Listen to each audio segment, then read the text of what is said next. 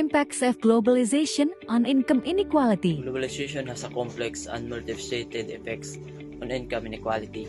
It tends to increase inequality within countries, particularly in the advanced economies, by benefiting high-skilled workers and capital owners more than low-skilled workers. However, it can also reduce global income inequality by fostering economic growth and development in emerging economies. The net impact of globalization on income inequality depends heavily on the national policies, institutional frameworks, and the ability of countries and workers to adapt the changing global economic landscape. The focus of the study seems to be on examining the impact of globalization on income inequality in Western countries.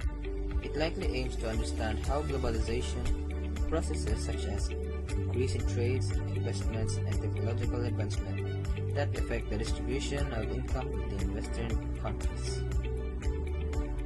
Significant impacts on income inequality in the United States. Wage disparities. Globalization has contributed to the increasing wage disparities in the U.S. High-skilled workers have seen wage growth due to the increased demand for their skills globally, while low-skilled workers face stagnant or declining wages due to the competition from low-wage countries.